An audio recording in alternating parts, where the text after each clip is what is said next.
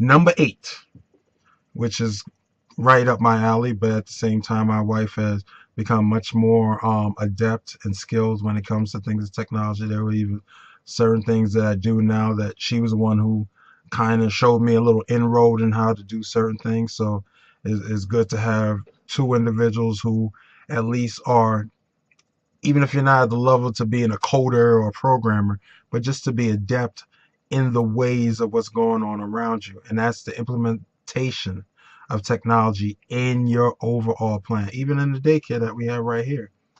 From having a media player to having computers for the kids to do their homework when they come in from after school and things of that nature. How would you, Cheryl, how would you share with the people in reference to how implementation of technology can work within their plan, depending on what they're doing? Well, in order to be successful in this day and age, technology is a necessity Hmm. in your business or even for your family. We are, like we said, we are parents of six. Even if you're not technology savvy, you had better be if you have children because they will try Wow. you. And if you have a phone, I mean, there was someone told me that they had bought their child an iPod, and it was so funny. And they said, she had the iPod and she had these strict things that, they couldn't do this and they couldn't do that. And she said one day she just happened to go to their room and the child was on Facebook on the iPod. She's like, I didn't even know that they can get Wi-Fi on the iPod. And it's just amazing how the children are knowing so many things. They could pick up the little hotspots around here and get on the Wi-Fi on an iPod. So you're not we have to be very technical, um, very if we're gonna even implement it in our business, not even talk about our business, but as parents, Hmm. we need to understand that we're from a different generation and our children are being raised up in a generation of technology. So they don't know anything about. I tell this funny story all the time about my son had a play date over, and they were in the room playing, and I said, "Did you call your mom?" And he goes, "No." I said, "Well, go call your mom." So he used the house phone, and he says, "What is the sound?" And I'm like, "What are you talking about?" He says, "This sound." I said, "Give me the phone." And I listened, it was a dial tone. And I said, "You know what?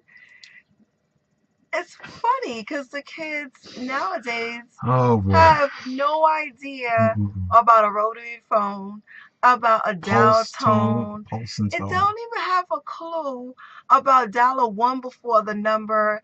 And it was just hilarious to me. And I'm like, boy, that's a dial tone.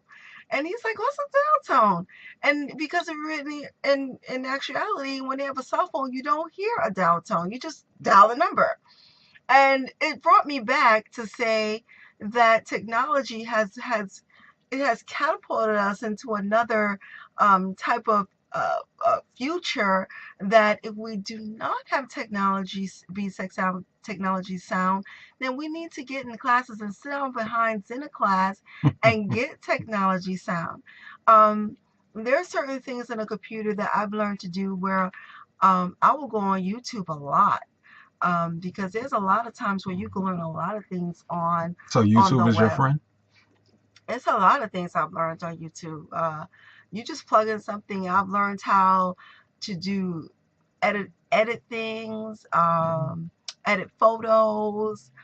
I've learned a lot, and because I'm a visual learner, so that's wonderful to me. As where the girl could pick up a pamphlet, I would most likely say just show me how to do it, and I can get it. So the thing is, you got to learn technology, but technology is your friend, and we shouldn't be scared of it. But we should be able to sit down and do that. So if you do have a cookie business, it'd probably be wise for you to get on Facebook and Instagram and things of that nature and grow your business and Yes. YouTube and to learn those things and just capture yourself um, on video or Mm. branding yourself in that way. Maybe you're the next famous Kathy. There's famous Amy Amos out there. Maybe you're the next famous Kathy. Who knows? If you have a cookie business or a candy business or something along those lines. Or if it's not food, like I said, truck fleet. Yeah, it doesn't matter.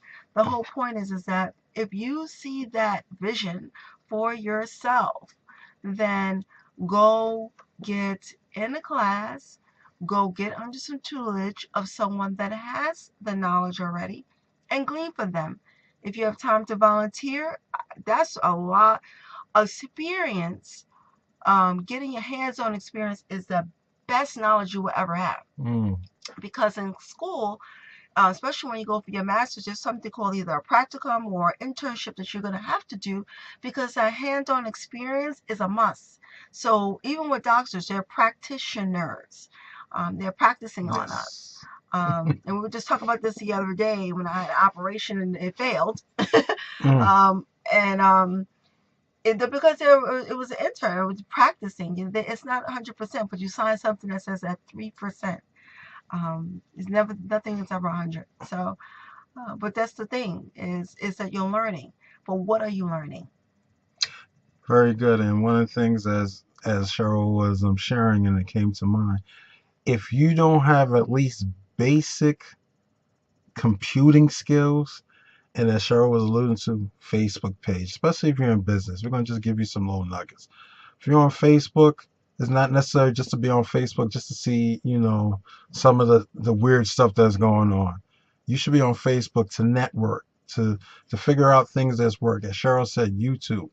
YouTube went from something about 8 years ago where people were thinking that this thing was going to get shut down because all it was people trying to figure out ways to do music videos and just to look at videos. And now you're talking about, from this morning watching television this morning, there's people who are making hundreds of millions of dollars off of YouTube, just from them putting their videos up, just for them sharing their experiences, just for them, as Cheryl stated, as we did for ourselves, branding yourself. See, especially if you follow us, this symbol that you see on our shirts, it's prominent all over the place. It's about letting people know who you are, how we step out of the crowd. How do you allow yourself to step out of the crowd? And that's probably something we'll deal with later on when it comes to branding, because I'm starting to get more and more. Well, I'm familiar with it, but I know that to give it the proper justice, we would have to deal with probably a show or two in reference to just branding, just to understanding about, what is it that what vibration are you sending out, especially when you're Instagramming, when you're Facebook, and when you're LinkedIn, if you're on Google Plus. And some of you who might be listening to us probably saying, what are those things? If you don't know what those things are, I hate to say this, but you should, and you better know, and you better start implementing it, because now there's different apparatuses for people to see you, connect with you, for you to build who you are and help build others. There are so many things that we put up at times that people come back and say, you blessed us. The couple motivators blessed us because y'all put up X, Y, and Z. And I feel great about that, because that's what we're sending. That's the vibration that we're sending out.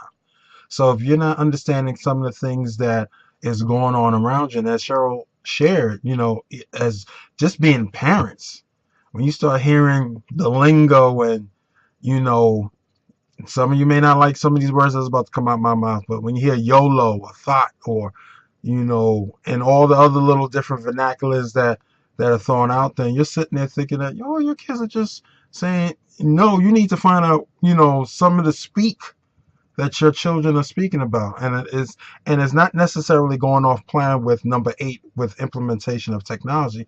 Actually, it runs stock and barrel with it, because after a while you have to start to become adept in that type of language, in that type of vernacular. And when someone's talking about, what's your IG, some people might think that you're asking, someone who's a little older, probably in the previous generation, is probably thinking, are you actually trying to say IQ? It's like, no, I want your IG. I want to connect with you on your IG. And if you don't understand that, now that becomes something else. That kind of shows where there can be a particular disconnect from you being successful, because we're not in the 20th century anymore. We're not in the 19th century where the Industrial Revolution, revolutionized a particular, where people were going from, just using the cattle of the ground. So all of a sudden factories are coming up. Then in the 20th century, we went from factory to industry.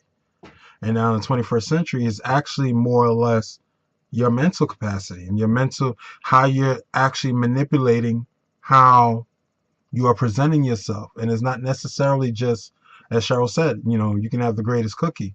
People won't buy the cookie from you if they can't see it, if they can't envision it before they touch it. It's not like before where, okay, I'm just going to create a product, get some investors, get some advertising, go on TV, and people will buy it. Doesn't work that way no more. There's upon thousands of channels now. Channels being created every other month. There's so many different ways for people who are trying to get these eye gates and get into your brain, that if you don't allow yourself to implement the plan when it comes to technology, you might be behind the eight ball. Even though the eight ball is black and that's a good thing, but you might be behind the curve where it is for you to be successful.